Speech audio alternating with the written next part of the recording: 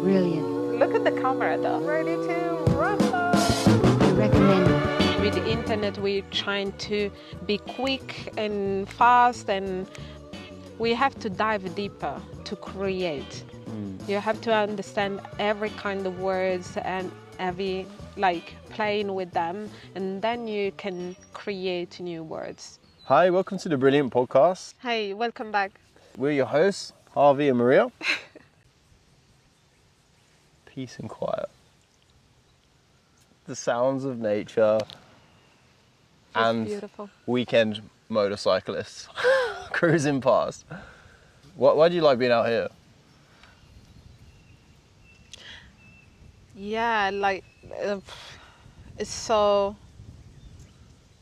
nice, it's so quiet, feels like, yeah, something's growing, but it's so harmonic and has kind of secret rhythm inside.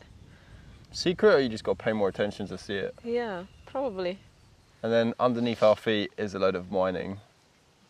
True. 60-meter caverns of coal mining, which has made the land sink by what did you say, 40 millimeters? 400 millimeters? So it's a big chunk. So you got all this tranquility and peace and no idea what's going on under the ground. What happened in the past? Yeah. Oh no, happening right now. Oh, it's happening right now. I think they have the fans just around the corner to vent the mine shaft. So yeah. That's crazy. Yeah. So this week we want to talk about communication. I feel like we both have our unique perspectives in that I'm a filmmaker, you're a graphic designer. So you've actually taught me a lot about kind of symbolism and the meanings and hidden messages, because as a filmmaker I'm always trying to get a message across to the audience. But for you, you're a lot more aware of all the messages around us. Yeah, I've always been very curious to know, and especially to get the good reaction from your client and his customers, have a better understanding with each other. So to understand how can create a symbol or a code that they can talk with each other. So I have my client is a owner of a company or something, and he would like to send his not only what he wants to sell, but also the philosophy of his company, the value, and it has to be very very simple. The message has to be quick, simple in your mind. So to create that, I think I also been curious how the minds work and how we can kind of touch some parts to make this happen, very quickly, very instant. It's Easily definable. Yeah, some instance in a way. But there is much more than we think, just on the surface, especially our subconscious. And right now, with advertising and everything, we are creating something that is not the purpose as they used to in the past. In the past, especially, the Greeks or the Egyptian, they had a lot of symbolism. Or in China and Japanese way of writing is very much as a symbolism. So everything started the early age where just symbol, for example, the word of farming is basically a person dropping a piece Easily of land to define. and everything. Yeah. Simple to define, yeah. I have a Chinese friend that she explained that to me, and now that symbolism over time become a symbol that is not, you cannot really see a person, It's almost too abstract. is, yeah, it's kind of abstract. Yeah, Okay. it's become really another thing, become a letter. Mm. But in your brain reminds you that message, you know. So it's underneath the message. Mm. It's like, it's crazy because there is something in our brain that recognize that, Mm. even though you're not learning. You're like, you never learn. I heard the other day to talk about like we take a symbol or something old and we turn it into something new, like a new symbol, or take it into a different context, but it still has the tradition or the still has the original meaning. We've just kind of forgotten some points of it, like the military salute where they're like, huh. Apparently that was when the knights, they had the steel armor, they would move the visor up to show that they're friendly. Oh, okay. Because if the visor's down, you're ready to fight, but if the visor's up, friendly. And that's apparently the military salute. Okay. So I didn't realise that, I but it didn't goes know right that. back to the knights in medieval times. It's old, Yeah. really old. Yeah, if you just pay attention where the things come from, because is in our everyday life is just a result. Even our body is give it to our from our ancestor, is like really old.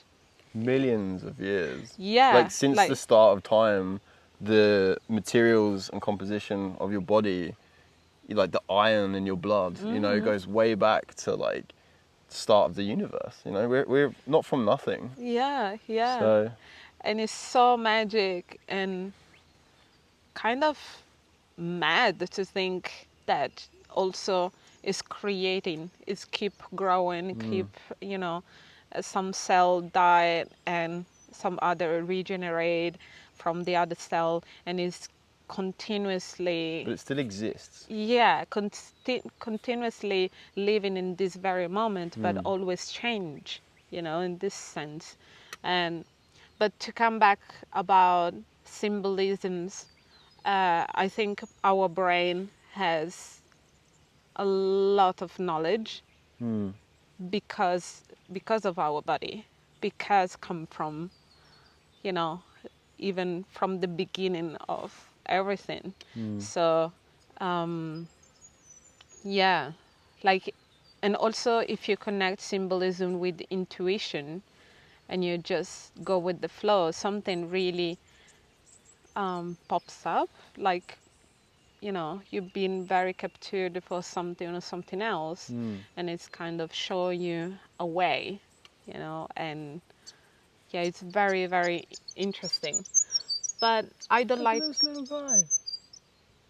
We have a little audience member. This tiny Yeah. little bird that's just landed behind the cameras singing. Anyway, sorry. So cute. There's so many hidden, well, not even hidden, it's like the eye, the all-seeing eye. Eyes are everywhere, everywhere you look. And normally in authority, there's an eye in authority. Like even the Federal Reserve, like outside of their building, their like head offices is like, I think it's two hands and one is like pointing to the other. It's like this, but then there's around that as well, there's like a pyramids and eyes at the Federal Reserve. So you're like, okay, Yeah, this is intense. it's old. Yeah. It's a very old Yeah. And symbol. everything is connected. If you want it or not, there is something in there.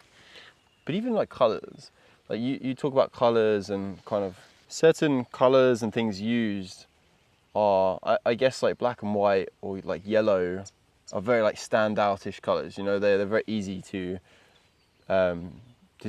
distinguish, and you see they kind of capture your attention. But then you talk to me about different like history with like lots of white messaging and like advertising. Like to me, I would just say, oh, it stands out. But you think there's more to it with like race and. So yeah, so the logos and they're using for products is weird because they're using very much white something, white eggs or white farm, and it's very, very common. And You think it dates back to like colonialism and kind of the subconscious idea of like where the place, who it belongs to? you have to understand that there is a message underneath to create kind of a community. Okay, they wanted to call some kind of people, and underneath our culture there is, you know, the history behind it. So in Australia, if you want to know, not like it's been colonized from, you know, English, part of English, part of different cultures, even Italians that are here. They've been here for already 2-3 generations, and there is very much from First and Second World War this division from Aboriginal or people that were here, and if you want to know or not, they want to send to the message just to certain people. They don't really seek, you know, Aboriginal people. If they want to seek Aboriginal people, they might use different other colors, for example, because they are Like more the red in and the tune, yellow because and they the are black. more close to them. You know, there So are you connect through the colours as well. the colors and the images. For example, the was really fun because I was walking next to the train station, and there is some work side, like there is some work they're doing on the side, and the sign that divides with the fence is being written, oh, we're gonna work here, you know, work maintains or something for our common, you know, transportation and everything. And on the side they were designed some Aboriginal like paintings, and somebody wrote on the side of the paint, oh, it's a beautiful touch of the Aboriginal culture of what you're doing. People notice those kind of things. There Little are details. senses of what's going on, and they feel that the colonist people, they come here and, you know, happen what they happened, but they still digging gold, you know, even the mine down here. And Black and gold. they're using it in a certain way. I think it should be a table and discuss openly about this stuff, but we don't really have those rules right now because we don't understand, or I think they don't want us to really understand how the things works, and especially in our subconscious mind. Well, advertising is everywhere now as well, right? Is very powerful. It's so very powerful, and it's been used for, you know, selling products, but also to change People's views. people's views about politics or realities around themselves. You also talk like about subconscious, like you received the messages and the signals, and like I noticed on like, say you have, I've seen it before where you have like a respect, kind of like the indigenous culture of this on a dustbin truck, you know? And to me it's like, for me it's so obvious that that's a bad idea. Where is your advertising, or where is your message placed? You know, because that can also, the environment of where the message is also has a factor of like, you know, this message was like support indigenous communities, but it was on a dustbin truck driving around picking up the rubbish around town, and to me that's disrespectful. Yeah, That's it's like a bit someone's disrespectful. someone's not thought about that and gone, oh, maybe we should put it somewhere on a bus. You know, like where people are using this facility instead of I don't know, but It's not only the government, for example, but I think even advertisers. advertising, but touch even shops of fashion and those kind of, for example, while I'm going to work, I see those window shops about Gucci or biggest brand Louis Vuitton, and it's like in a CBD of Sydney, like in the center of Sydney, and they're using this massive public space, but it's not public. They bought it, so. But I think we all need to take responsibility of what we put outside and what we think is the truth. Especially if lots of people see it. Through the money, so through selling something, but it's taking over everything. It's taking over like places, like Well, advertising is everywhere you look. You think about like, what are our values? What are our kind of like, what's your driving force? What's making you do this or do that? And it's like, are you moving on your own path, or are you slowly being coerced in certain directions by the media around you? And I think because especially the mind of our subconscious is very powerful, and we are not aware of that, because most of the time we're not fully aware. We're not fully awake of what is going on around us. We are like in automatic mood. Even when you drive and you do the same road every day, you sometimes have a thought or thinking about something, and you're really not pay attention of where you're driving. But because you've been doing it for many, many years, this is just normal. And your body is like walking, After a while, most of the time, you don't think about like putting a leg in front of the other, It's just happen. And it's beautiful because you can, do other things. when you grow, you learn something and you step to the other. You become like multitasking with your body. That to me again is why podcasts are great, because you can be doing you can't be using your brain too technically, but you can do like a simple repetitive task like cleaning or something, and you can listen to kind of information, and you're kind of learning as well at the same time. But coming back to... But on that topic, sorry, like you drive around, you're driving around and you're just kind of in your own space. And for me, like driving or on the train is a nice place to think about like my next task, my next project or something. It gives me time to kind of decompress, put my thoughts into order. And then if you're looking out of a window or driving along and you see these adverts everywhere, it's kind of drawing your attention. It's like pulling your attention here, and like you're thinking, because I need to like have space and time on my own to like really think about stuff, because I get distracted quite easy.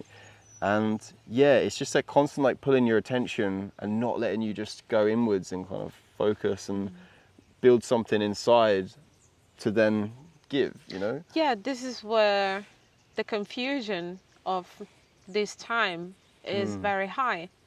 Everybody is really confused of what is right or wrong. But I think it's not only to understand what is right or wrong in like international on a big scale.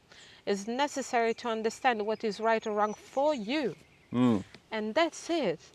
This is good enough. What is right and wrong for you? What is good for you? What is your boundaries? What would you like to achieve? What would you like to, step forward? What would you like to work on? And has to be good enough. This is, I think, the old message. I think that from the old people is they don't want it to be whatever. Now we want it to be that person. We want it to be somebody that we never have had the opportunity to have a conversation with, and we wanted to become that person. Just appearing, but there is so much work inside, and we are kind of, because we're stressing out, like as you said, like being pulled out of our center so many times, uh, it's very confusing.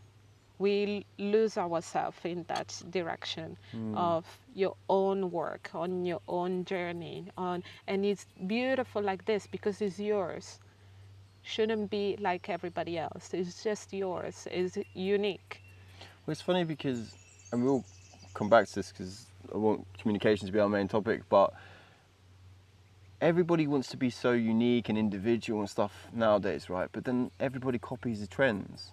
Everybody copies something. They'll dye their hair purple or do something to be unique, but then they'll copy what everyone else is doing. And I'm not saying that's a bad thing, because as humans, that's what we've done forever. It's got us to this point, but we believe we're so individual, we don't need anybody. But the reality is every human being on this planet is connected, and like we copy and learn, and like young children will learn from the older children. And like, I don't know, well, you're the same as me, like I love talking to older people because I feel like there's so much information there, and they love giving it. They love when someone's excited, like keen to listen to them. And I think that is one thing we need to Connect. we need to connect more, especially with our like elders, because like you stick, especially in England, like a lot of people get old and then we put them in a care home or something, and then you forget about them. Go see them once a year at Christmas, and like, I'm not saying that everybody's got things Not to even share. older men, but even older women. Or both, After, just elderly people. especially a woman after, a certain age, like around 35, 30, 45, seems like they are not important for this society. And it's really sad because a lot of women in that age, on 45, 50s, I think they have so much knowledge, and even, I don't know, how to use herbs, how to heal our body, how to do some certain massage or, therapy, or like They were kind of the healers, eating, right? even eating some stuff, some specific food, how to cook specific things in a specific period of time of the year. Like, women are healers, even though we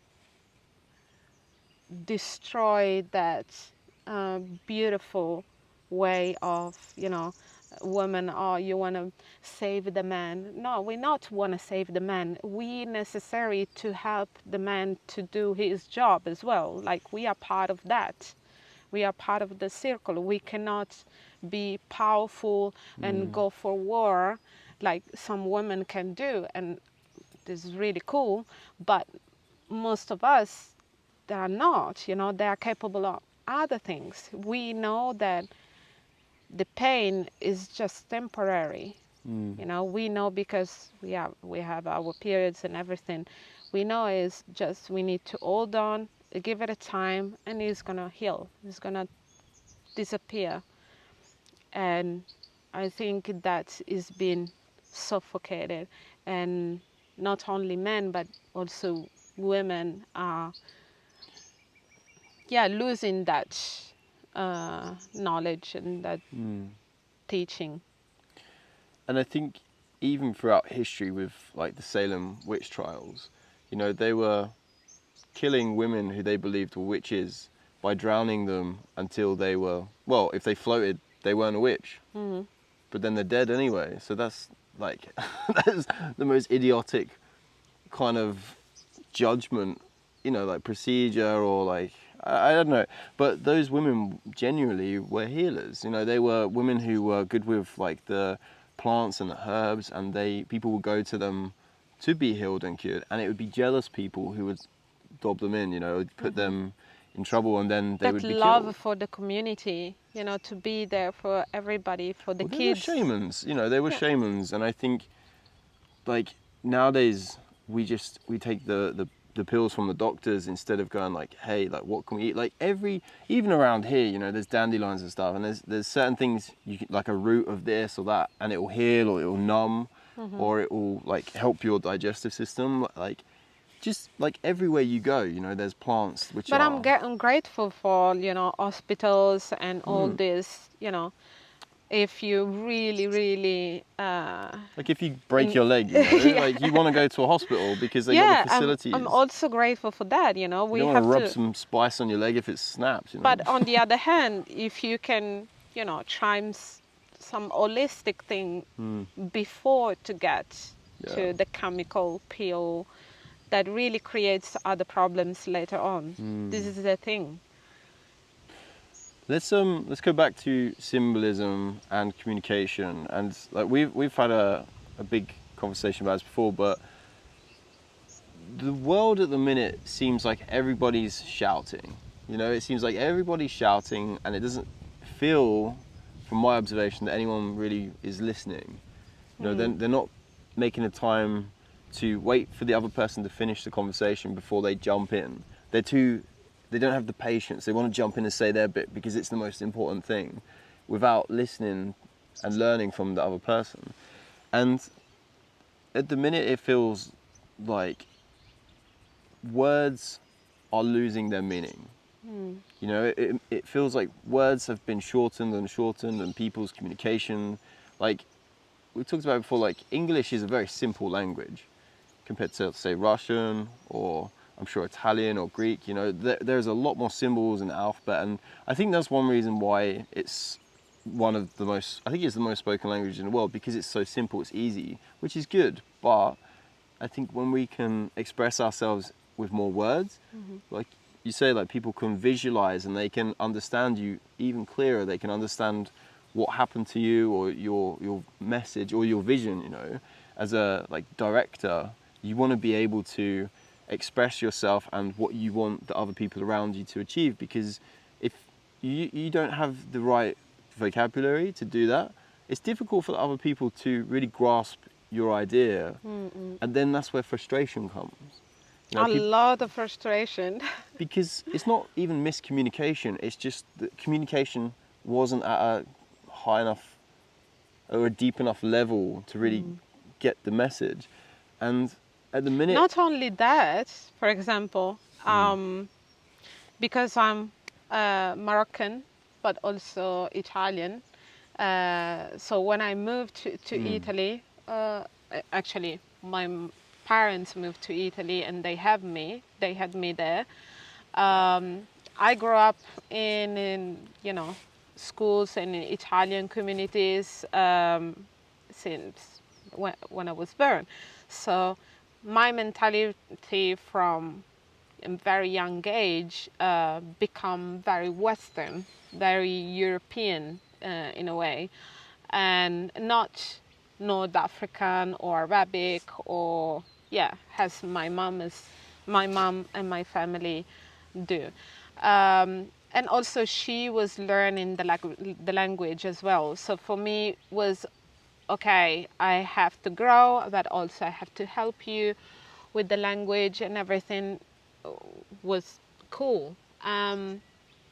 But when you get to the age of, when you're teenager, and a lot of hormones and a lot of misunderstanding and everything, she started to turn, she started to be very, very pissed off because. so your mum, so she couldn't understand you. So she could understand me, but because I always used better words or like to describe over my feelings or to describe what was going on, she felt misunderstood.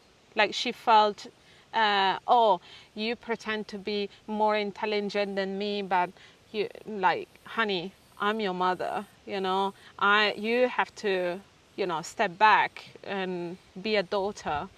And I was like, I don't wanna hurt you. I respect you. This is just the way I'm expressing myself. And I was crying for so many times. Like, I was like, how can I communicate with my own mother? And I think for there comes from also misunderstanding in, you know, immigrant people or people different from you, and they have different way of communicate with each other. And not just words, but like mannerisms, like even the ideas and stuff is different, you know, Yeah. like the way they visualize something to you is going to be different because of their surroundings, their upbringing. And it's important to kind of factor that in. But it's interesting what you say about your mum, like she was not jealous, I guess, but like she thought you were trying to be clever. But Yeah. like our children should be more clever than us. You know, like we should be able to, whatever we've learned, we should give to the kids, because then that gives them a step ahead. It's like, here, take all of my knowledge and do something with it.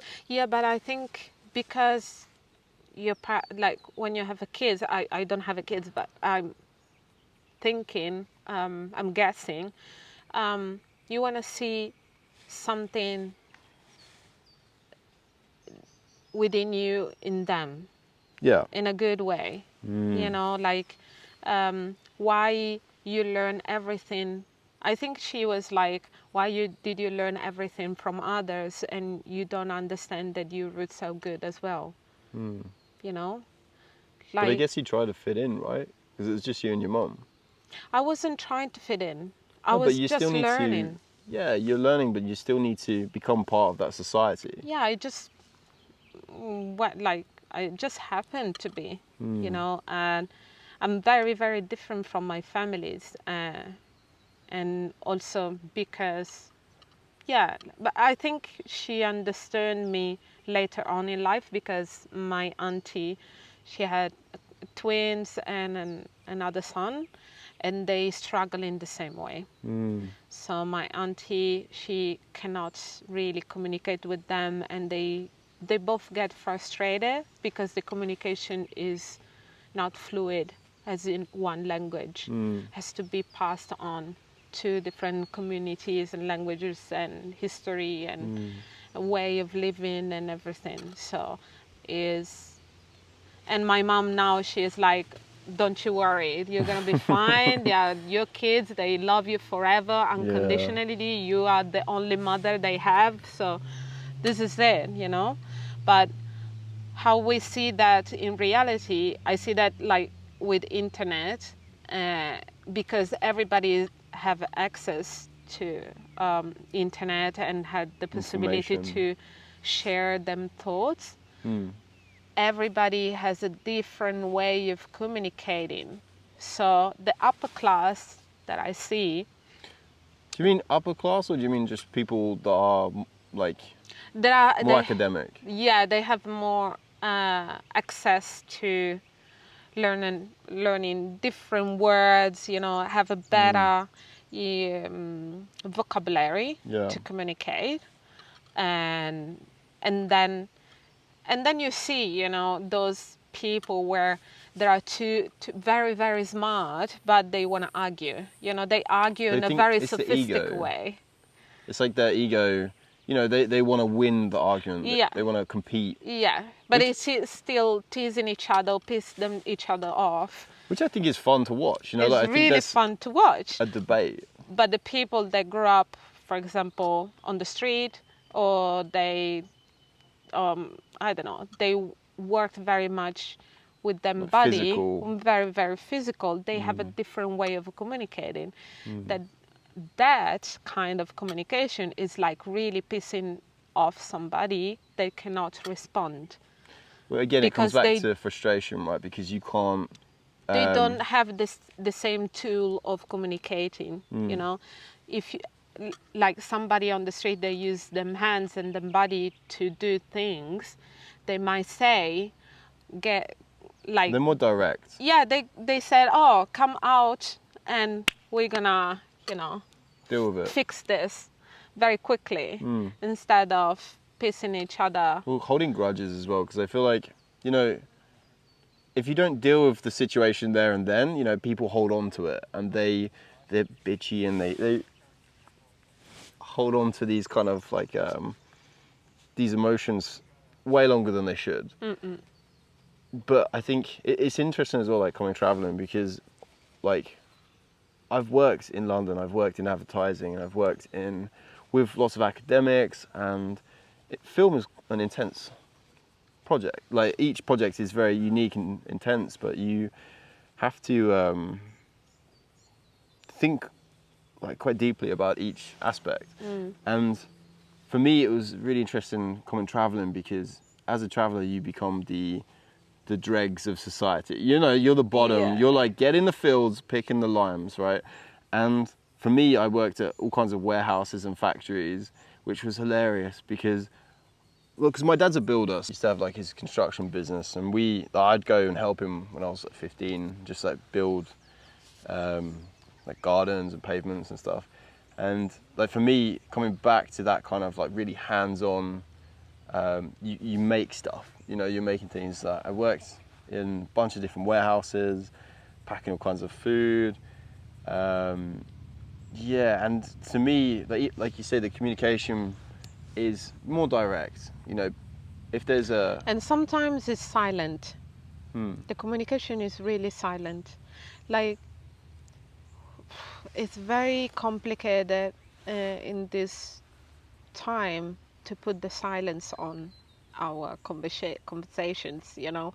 How can you put silence inside a podcast that really touch people? But in a real life, when you have a conversation, they really take a rhythm of having what we trying to communicate, but also time to really understand what's going on in your brain. Or because even like, yeah, for example, your mother or especially your father, sometimes they don't tell you what to do. They just, you know, they look at you and you have to understand, and you understand somehow, you know.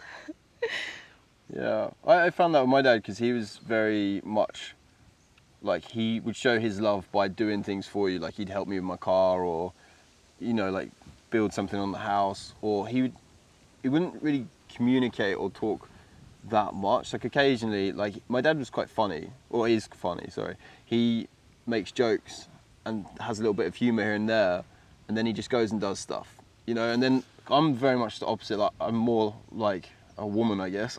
I'm in touch you're I'm like in touch the with my same. femininity, and I like talking about all kinds of things. I'm direct and I like silence, but if we get into a good topic, I love talking. I'm really interested. And like, even like with my dad, he would play games with me. We'd be sat at dinner table, my mum would get up and start clearing up, and then my dad would be like, I'll give you £10 if you eat a teaspoon of horseradish. So okay. And we'd like play like that, or like, yeah, that's how we would communicate. But yeah, so Which simpler. is beautiful, you know. Even playing, you know, using sarcasm. Well, teasing, right? It's like you Teasing. tease someone to see. But when you put all this way of communication through one little, not little, but one dimension, you know, one level that is internet. You know, everybody the rise nuance. up.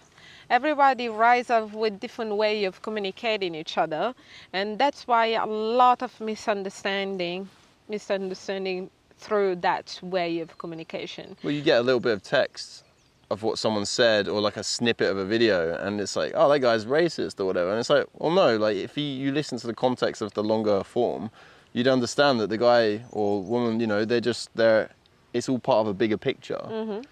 That's why a lot, like different communities that might live in the lands or connected very much with nature, they don't have books. They communicate with each other verbally or physically. And they don't have in storage something. You know, they pass on those teaching through, you know, living together, and even using psychedelics, you know, ayahuasca or something. Like, it's a very powerful thing, but you cannot, you know, write a paper and send it to somebody. It's something You that have to experience it is to... necessary, that somebody really sit next to you, really understand, teach you, guide you through this process. Like something, that's why it's complicated right now, and the situation around the world is getting weirder and weirder. And we also don't understand that everybody's watching constantly, and in make a this slight mistake. scenario of people watching, there is kids watching, and they are so confused, so much confused, because we are out of line.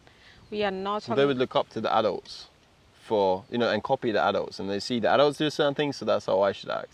And I think when we had smaller tribes or even smaller communities, you had that kind of the elders, the parents, the relatives and the family all together, and they kind of held each other in line in a way, you know. And if one of the kids misbehaving, you know, like the other parents and stuff would be And able to interact with that kid and not punish, but like they weren't afraid to tell the kid it's wrong or something. Whereas now it's like everyone feels almost treading on eggshells to like not offend or upset, and it's like I don't know. And everybody has them process, you know, like somebody step too many, like went for too many steps, and so others didn't. You know, they took a different path, but yeah, it's complicated to really reach all this kind of communication or understanding that can be clear for everybody. That's why I think speech from a government or something seems very simple, but there is a lot underneath that is really necessary to acknowledge. What about art though? Like art as a form of communication. Like I think, especially in England, maybe this is why we love music so much. Maybe this is why so many good... My Dutch friends said to me before, why is there so many good musicians in England? Probably because our vocabulary sucks. So it's like we express ourselves via music more so than words. I would, maybe, you know, it's a possibility. And especially with music, you know, you can get a feeling across, you know, like if you're angry or something and you put it into the music, or sadness or happiness, you know, you put these into the music and then you can make someone almost feel the way you feel via the music. And I think this is very much the same for art. It's like maybe someone doesn't have the right way, or like they struggle to communicate for whatever reason, therefore art or music helps them. They send songs to their friends, or Yeah, you also unfolded, you know, it's something that, for example, it's very funny when you said like a small problem can be a mountain, you know, sometimes if you just stick in your head. if you don't get it out, Yeah. express But it. if you express it through music, art, reading, writing, The energy isn't yeah, it's like not, this, it's it's not dispersed. something big or can be overwhelming to look upon, but become something like you stretch, like you release it, you know, and become something else, is evolving, or yeah, sublimize, you know, it creates through that tension or the stress or whatever it is, or a problem, something magical and beautiful. And this is art, and this is how we should keep on creating and keep up, instead of, oh, this is nothing, or this is not a problem, and put it on the side and pretend it doesn't exist, instead of like looking properly and create something through that. And I think in hard times, you do see a lot of art. You know, you see a lot of like you go to the art galleries and they show you, for example, pictures of war. You know, and okay, it's glorified for the victor or whatever, but a lot of these paintings, like I love the Renaissance paintings. They really show you the kind of harshness and like the reality of these environments and situations you can't comprehend unless you were there. You know, you can't comprehend the savagery and the kind of brutality of life in those situations. But people who, like, maybe we talk about like more physical people, and this is generalization, but like, say more physical people that do struggle with that expression, and they create a painting and go, that's what I experienced. You go, wow, now I get it, now I see it, you know? Yeah, because through images is more, there is more tools or elements to show that words doesn't take. Because it's through, like, it's kind of expression of emotions, and with the mind, you know, like you can have a conversation with somebody else's mind through an image, you know, and it's really, really powerful and it's very quick instead of, you know, a book or long conversation and But with takes a book, you can hours. go in even more detail, you know, like a picture gives you so much information, No. but if you read a book, No, you disagree? I disagree because, for example, you have a paint, okay, it's there, and you, of course, you notice that, and then there is the day go by and years maybe and later on, and then they just start to talk to you in your subconscious. So it's kind of moving, you know, you keep watching, keep seeing. They, because it's silent, they don't speak to you directly, or they don't take your attention through words, through sound. They keep your attention like in your subconscious. This is what I found with my mom, because I have my drawers, my paintings at home, around the house, and because she has mental illness, and in her dark times she couldn't really pay attention to them. And lately, because she's really much better, she start to feeling them. She started telling, the other day she told me, oh, do you remember those flowers? They keep me company now.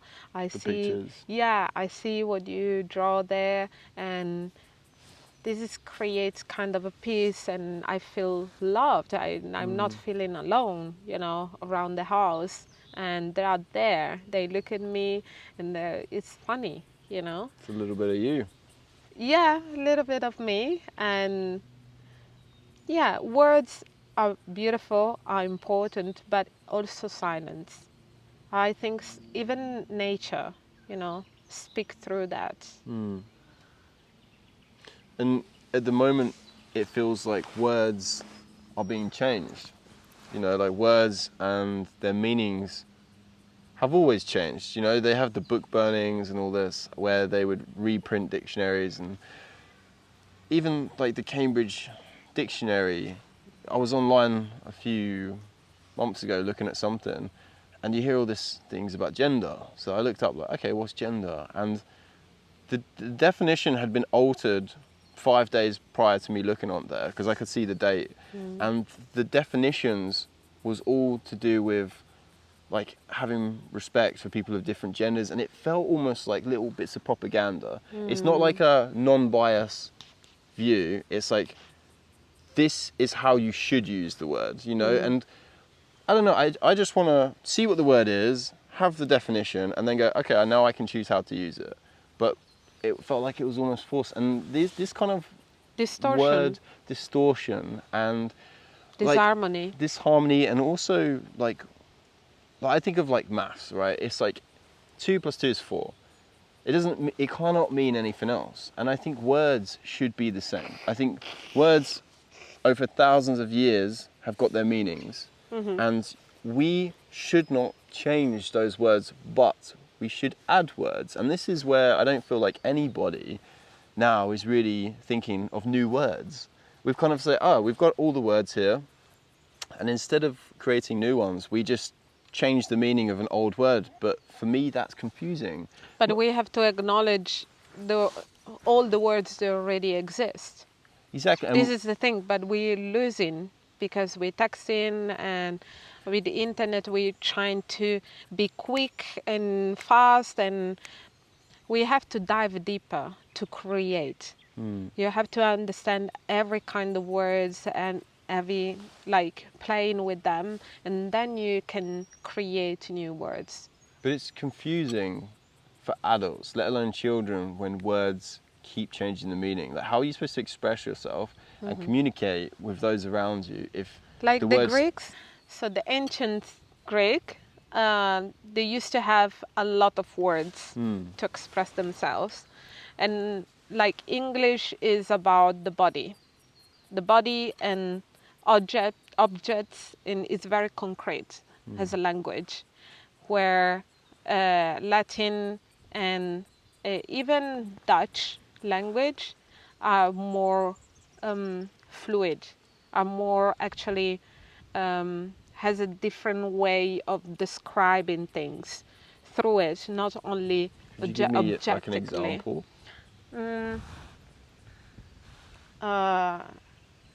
Like, it's more like I feel you, or like I'm touching you, or this is my body, or this is your body. It's complicated because they express it in so many gray way, you know. It's not black or white. It's not very defined, and gives you the possibility to really understand better the thoughts or the feeling behind the thoughts, or in correlance of what is underneath our, expression.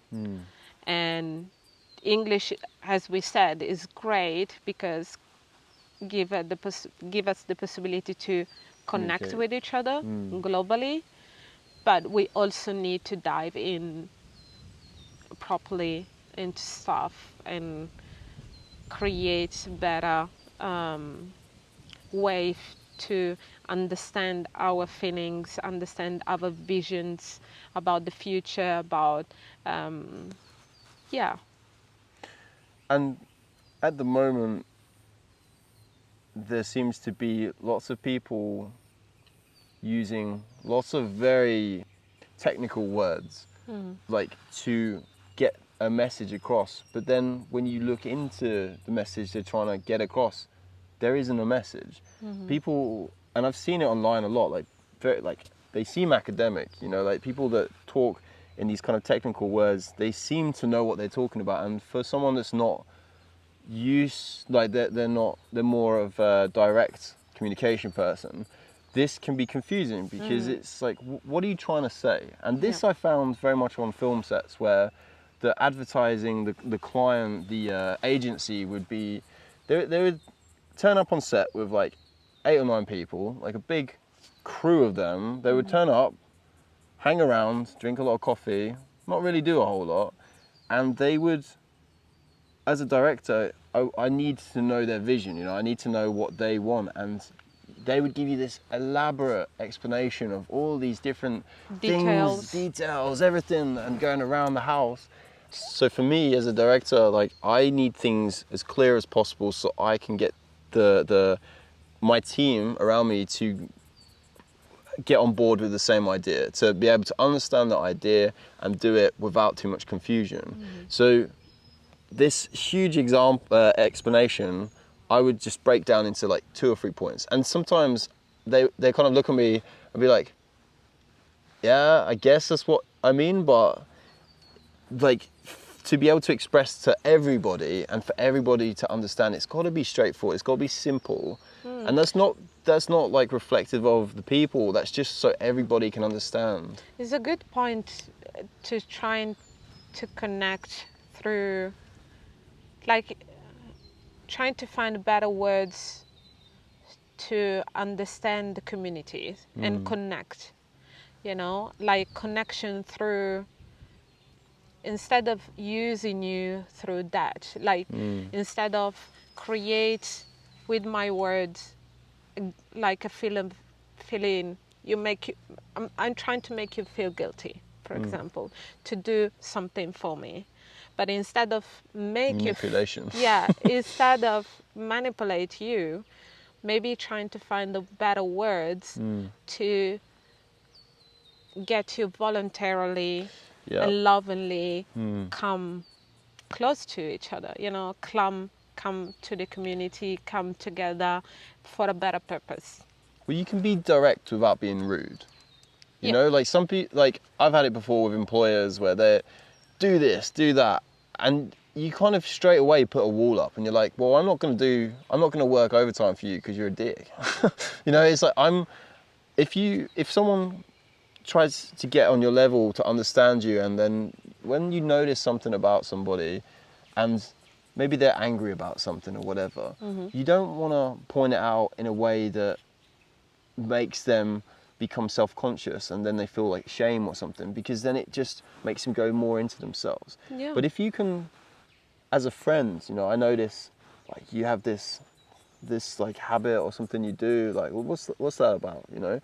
And you open up to them, and you shut up, you listen to them, and you let them, give them a moment.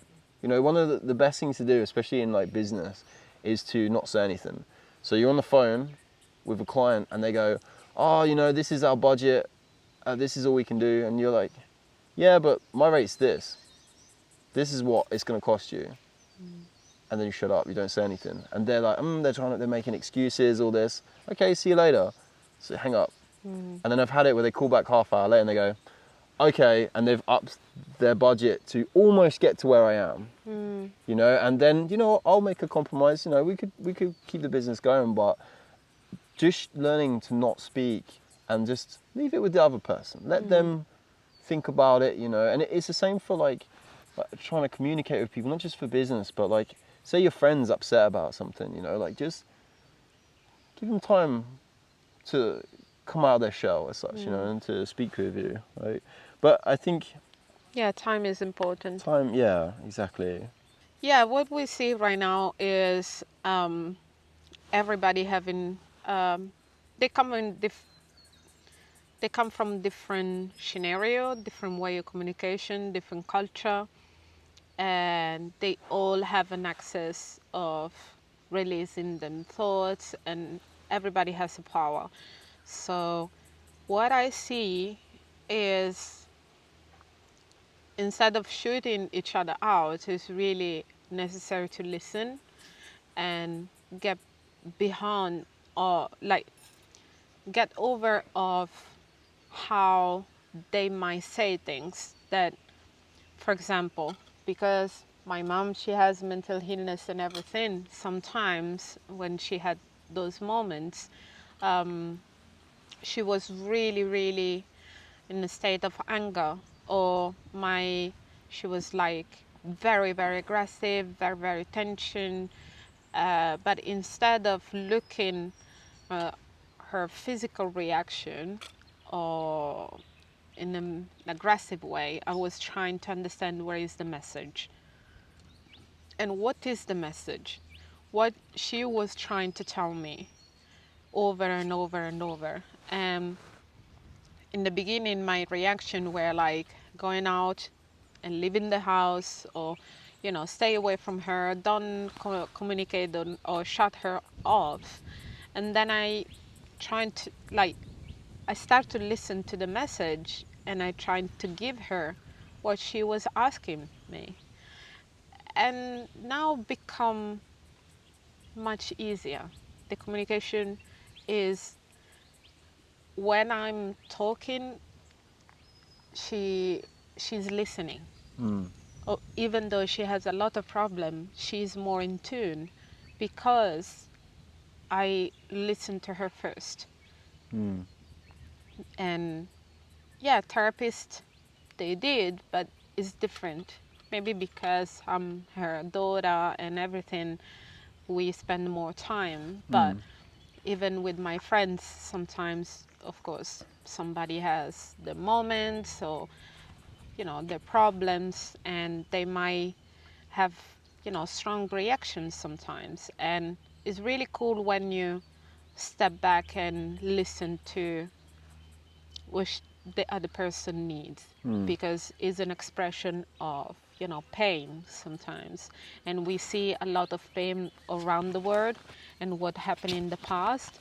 So where like everybody's shooting, oh, your ancestor did this to this person, or you did that and you did this. So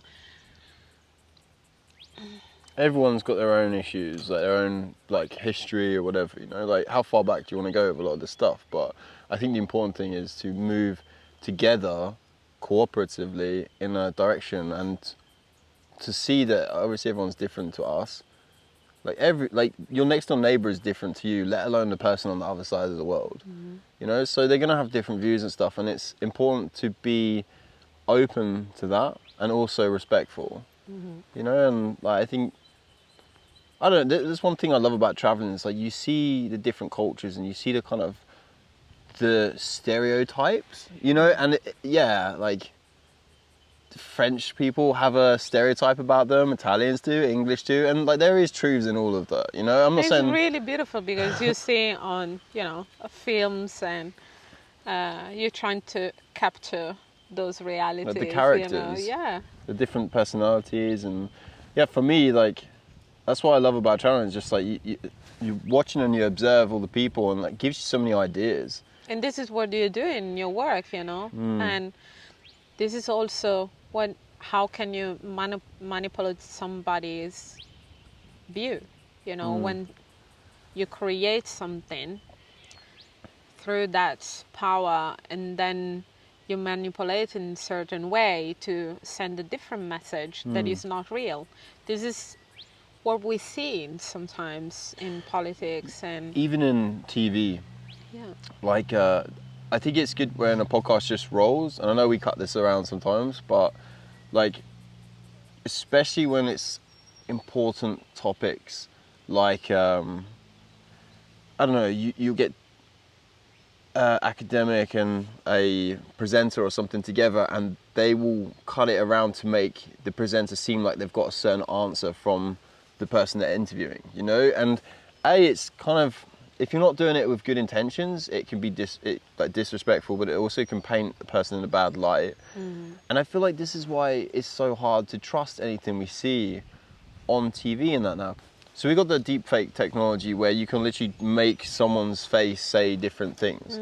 So that in itself is like, you really have to be critical by what messages you're listening to, you know, because it can really, like, there's videos of Obama saying things that he'd never said, you know. So especially with politicians, because you got all the countries and they're kind of like playing off against each other, you know, not in like a, like they're trying to make themselves seem better and the other guy seem like the enemy. But the truth is that we're all friends, we're all enemies. Like, we just have to get on, basically, you know. And it's For a better purpose. yeah, exactly. Like, not give us. Like, we need to find. Well, no, we need to. We've lost religion. Right? Religion is kind of not really, a lot of, less and less people are following religion and faith and that. And I feel this sad in that.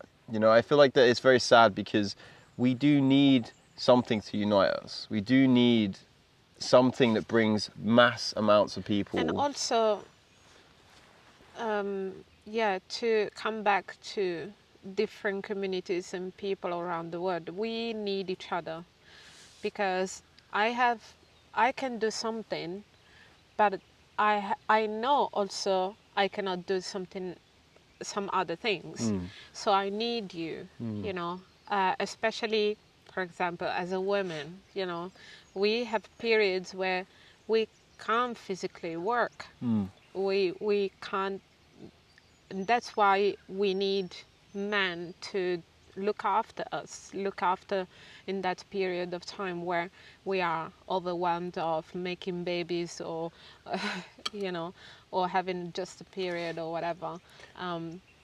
but also trying to understand everybody has a rule and a place and rights, and be that humble and honest and also respectful and grateful for somebody else's job and way of being is so necessary, because I cannot work, and I don't know, in a place of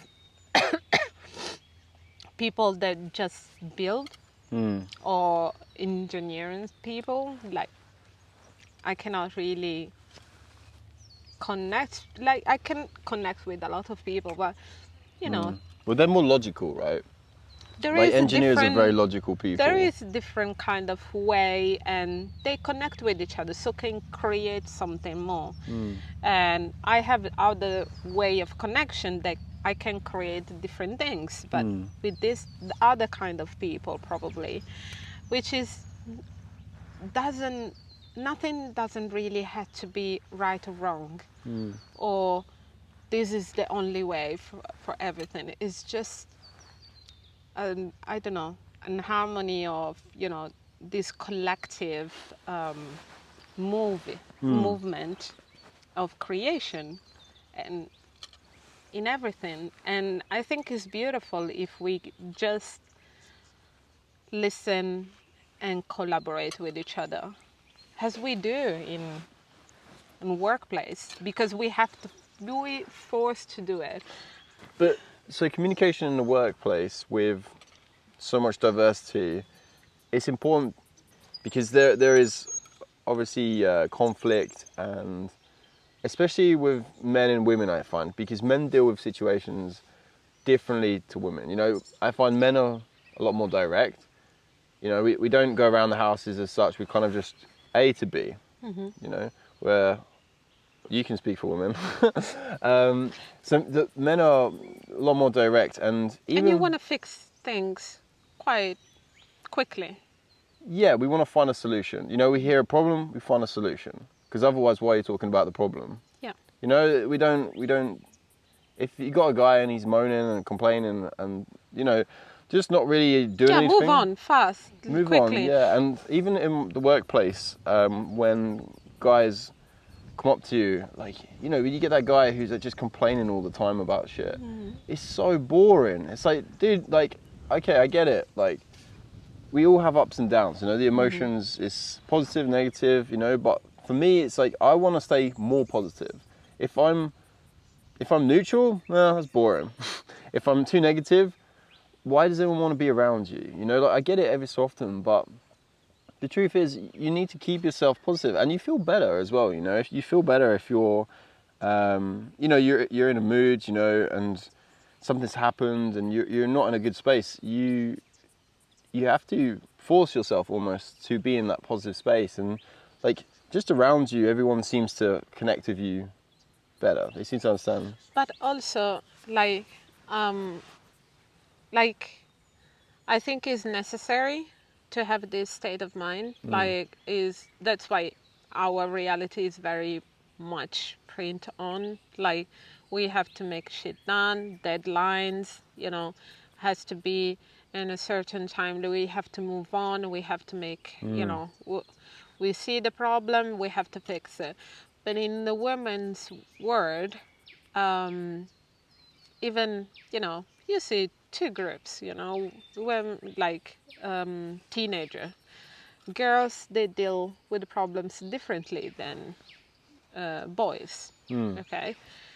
Which is boys, like, sometimes they don't really talk with each other, they do things with each other, they fix things. There is a problem, Build something.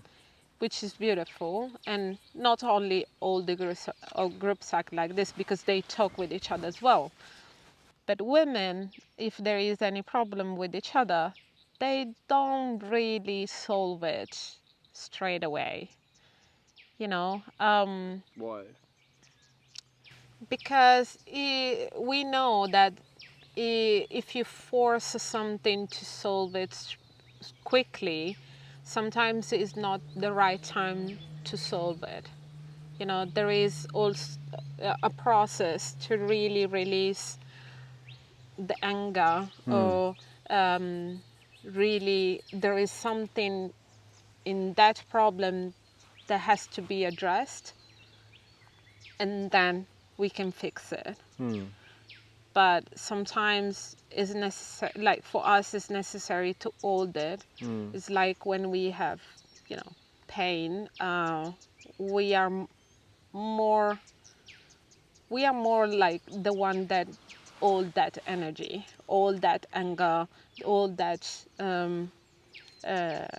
suffering, whatever, or that emotion, and then become something else. You know, it's like a cocoon. I don't know. It's something that really holds a lot of stuff, and it's up to any person, of course, to use that in certain problems, not all of them.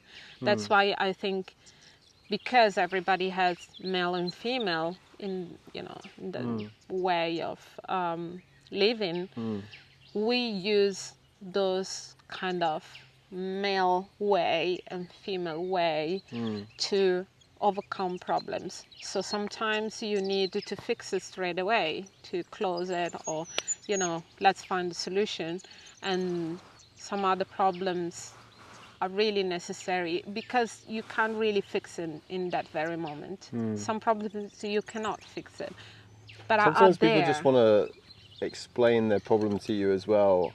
I guess as a way of them like thinking out loud. You know, they're telling you, oh, you know, this has happened, and they're kind of venting.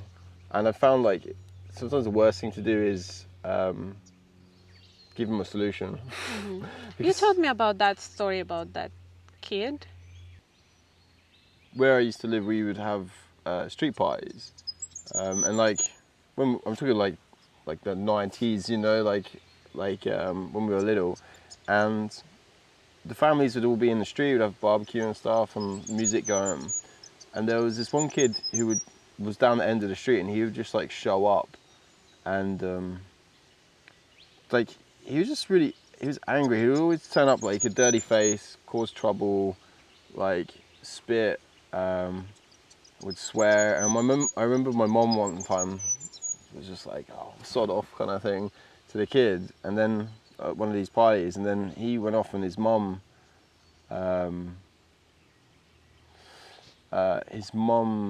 sort of turned up, and she was really angry, and she was shouting, and she was just kind of being really aggressive towards everybody.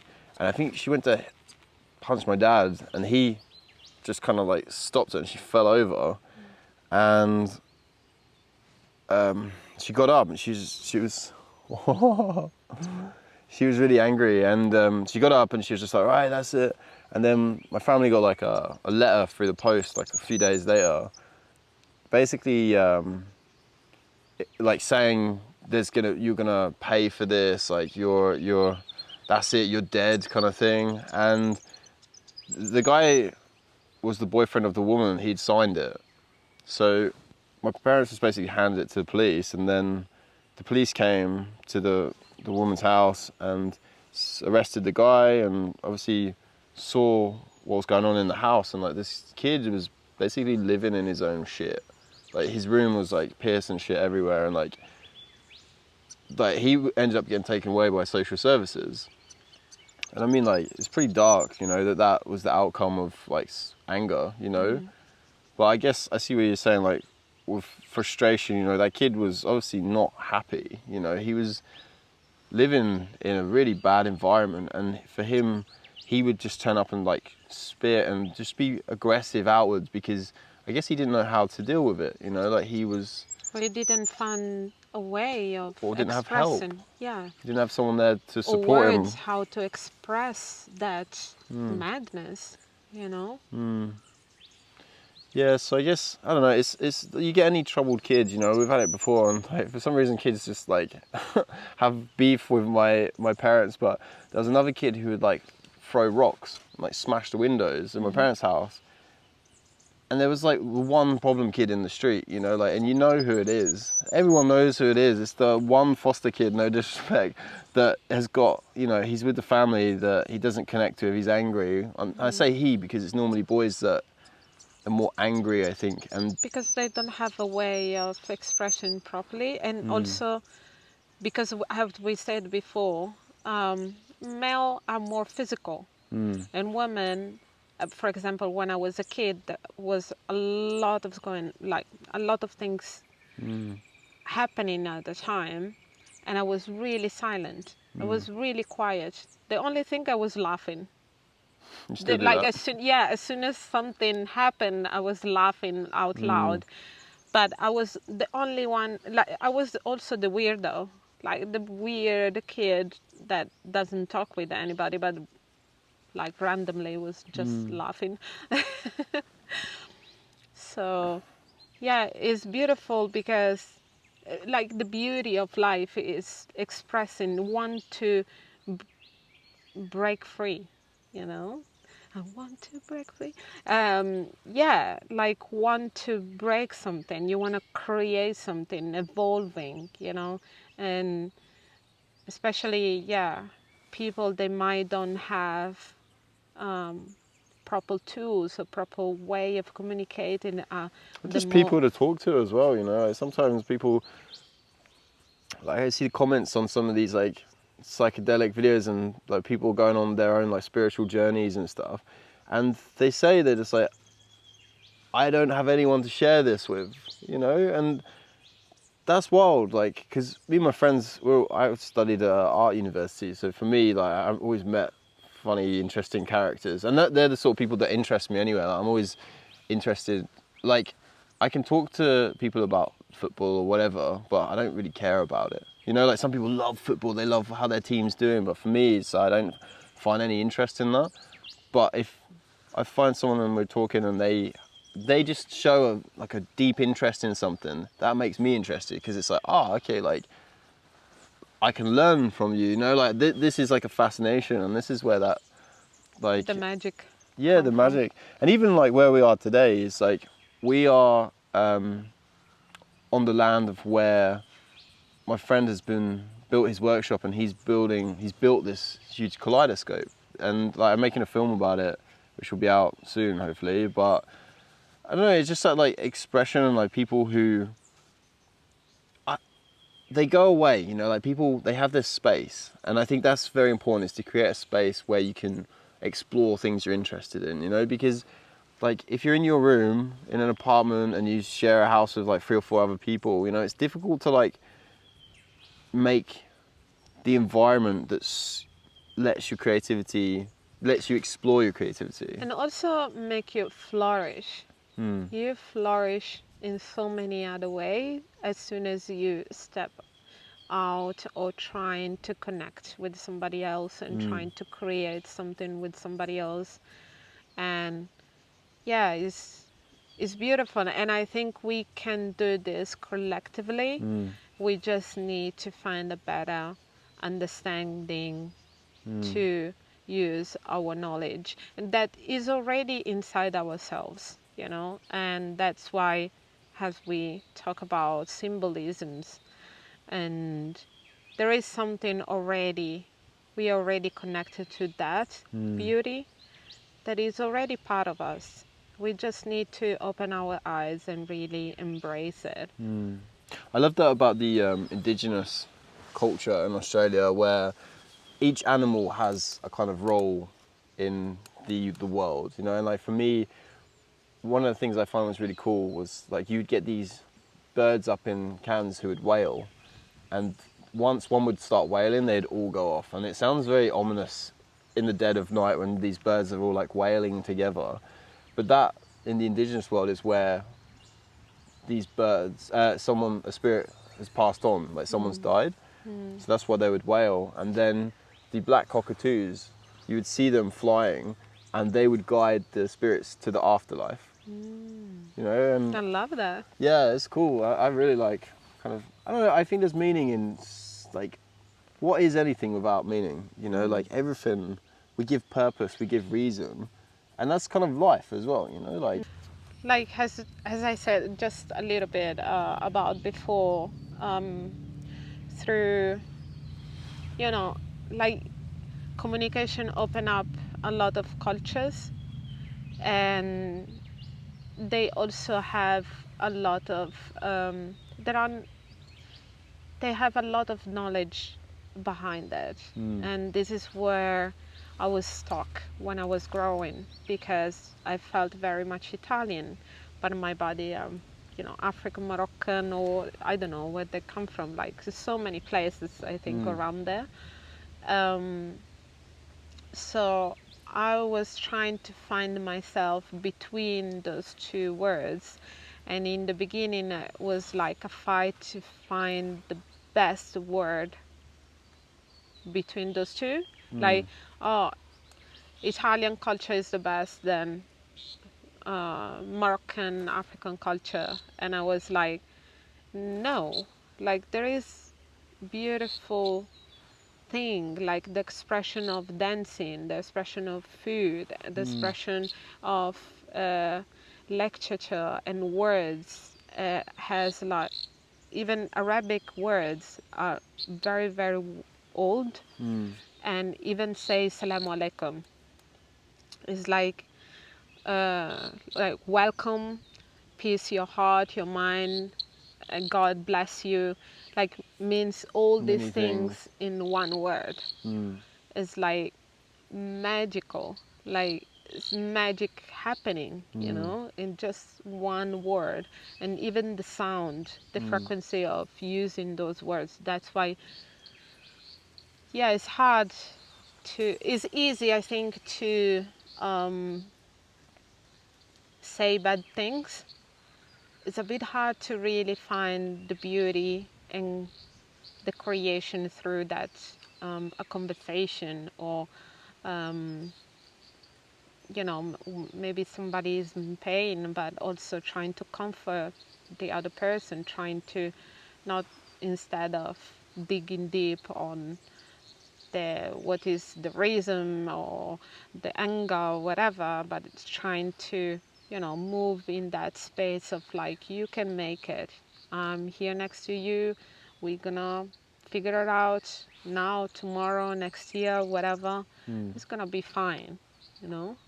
And this is what we have to do right now, is just take each other like blood brothers and sisters and guide, like go with the flow, like laugh, like embrace ourselves.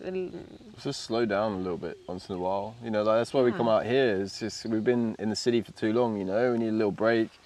One of our Yeah, friends was like, "Oh, you want to come have a barbecue?" So connect. yeah, and it just kind of, for me, it really resets the mind. You know, where you get to like something like a deep breath. You know, you come away from the noise and the advertising and all the messaging, because There you. are really bad made. Some of the advertising and messages are so confused, and they're stretching the meanings in a very, very bad way. That's why people are so It's an imbalance, isn't it? It feels like something's not quite right. yeah. So yeah, it's nice to get away from that. It's nice to come out here and you hear all the sounds, you know, all the animals communicating via singing. You know, the one will sing, another will sing, and then I don't know, it's beautiful. Even like the frogs at night, you know, when you hear the frogs like all That's kind of syncing magical. up all the cicaras. They even sync with the music, right? Like when you have Yeah. music going. Yeah, it's beautiful. I think, yeah, that's it. Should we round this one up? Yeah. Okay, well, thanks for watching, everybody. Thank you for watching. I really enjoyed this episode. I think it's been nice to do something a bit different, and also talk about something that I feel we both are. It's quite personal to us as like graphic design and film. So yeah, I think Yeah, we feel also responsibility. You yeah, know, very much a responsibility to what we give outside the world. the projects we're working on. Yeah, and I think for me as well, like I find happiness when I'm working on projects that have a good meaning. You know, when they have a good purpose. Like when it's something just for a big company, you know, a big piece of advertising. Especially now I've got older, I've done it for a while, I feel no love for it. I feel no like soul in the work, you know. So I think it's important to explore things that make you feel good as well, you know. More and more. More and more. So please like and subscribe if you enjoyed it, and we'll see you next time. Brilliant. I recommend it.